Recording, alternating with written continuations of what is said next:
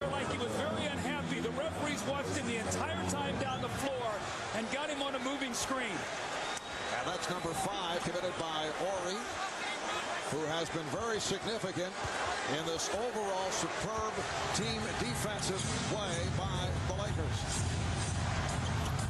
It has become desperation time for the Sixers with just under 2.5 remaining in overtime. Raja Bell can't find the shot, and then to the scoop. Raja Bell with a gorgeous move to bring the Sixers within 3. Coming up on 2 minutes remaining in overtime. Back up high to set the pick.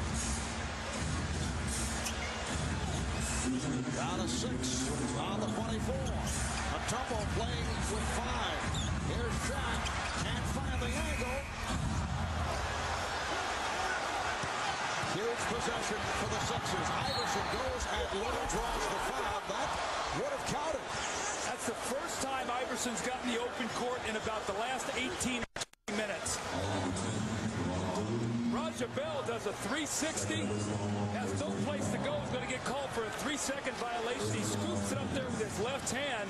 And then Allen Iverson finally gets some daylight here in the open court. This would have been a miraculous shot.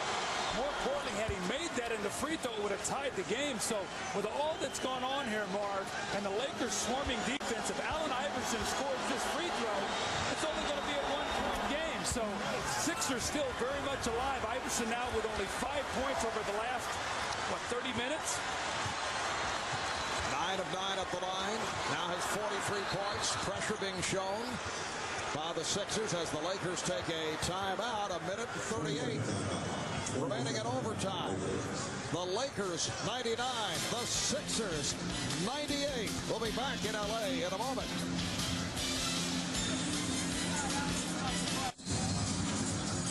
The Lakers taking a timeout, and they used 8 seconds on the 24-second clock, so they have 2 seconds to get it over the midcourt line. Well, this is where your assistant coaches have to be on top of this. They've got to throw the ball ahead. Otherwise, the 2 seconds goes away and they lose the shot clock violation here. So the awareness of the Lakers to throw this ball ahead and get it across half court. And they get it across the timeline. 1.5 remaining in this overtime. Here's Lou. Bad shot there at that time in the game. The 76ers with the ball down by 1. Iverson for 3. Yes! Allen Iverson has given the Sixers a 101-99 lead. See, Lou took the bad shot, fell out of the play. Nobody got to Iverson. He went ahead and took advantage. That's 5 points on the break now, the last 2 possessions for Iverson. 46 for Allen Iverson. Oh, that pass thrown by Fox off the mark. The Lakers contending it was deflected by the Sixers. The officials say no. Philadelphia ball with 1:05 remaining in OT. This Sixer team will not go away. Well, it looked like they were just discombobulated offensively. They just keep fighting back. 7 unanswered for the 76ers. Iverson bothered by Lou. Iverson. Yes. How about that? And steps over Tyronn Lue. 7 straight points by Iverson. Looked like he was dead in the water. The Sixers by 4.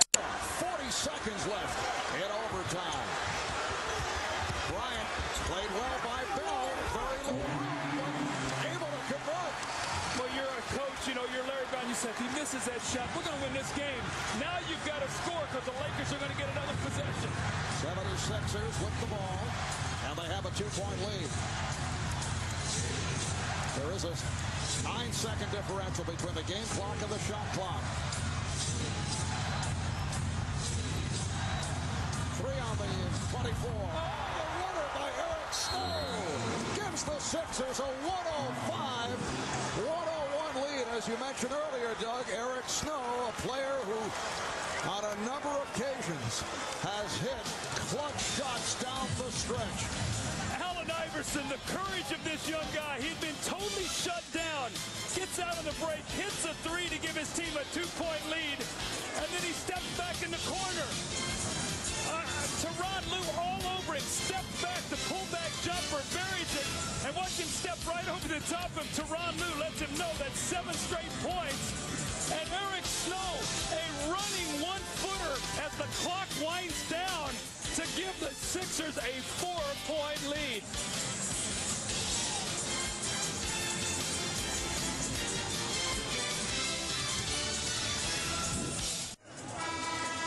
In what has developed into one of the classic games in NBA Finals history, the 76ers have a 105-10 lead, 10.5 seconds remaining. In overtime, you see the Sixers do have a foul to give. Friday night here on NBC, 9 Eastern, 6 Pacific. We'll be back here at Staples to bring you Game 2 of the NBA Finals, Sixers and the Lakers. Game number 2. And Larry Brown telling his ball club to give that foul. The Lakers had a 99-94 lead with the ball with 2 minutes and 35 seconds to go in OT. Well, if the Sixers go ahead to win, that shot by Raja Bell will really weigh heavy. All right, here's Fox. Sixers do not foul. And now a loose ball foul with 4 4/10 seconds remaining. It's on Fox of the Lakers. They're over the limit.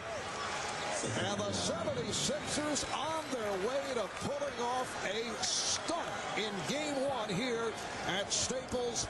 The Lakers coming in with 19 straight wins, 11 of 11 in the postseason, dismantling the San Antonio Spurs and going against a Sixer team that was taken to the limit by the Bucks, capping it off with that Game 7 victory on Sunday night. Mark, the biggest question is going to be, how are the Lakers going to respond to this? They have been almost invincible. They've, like you said, waltzed through the playoffs. Nobody has been able to dent their psyche. Well, tonight, the Sixers come in, win this game on the road to steal the home court. Now, remember, they have 3 games, the middle games at home. All right, here's Lue with time running out on the Lakers. That will count. The Philadelphia 76ers have defeated the Los Angeles Lakers in Game 1. Allen Iverson with some big buckets down the stretch after going quiet for quite some time in the second half, thanks to the excellent defensive job by the Lakers. But Iverson finished with 48, Shaquille O'Neal with 44, Kobe Bryant only 7 of 21 for 15 points. Let's go over to Lewis Johnson.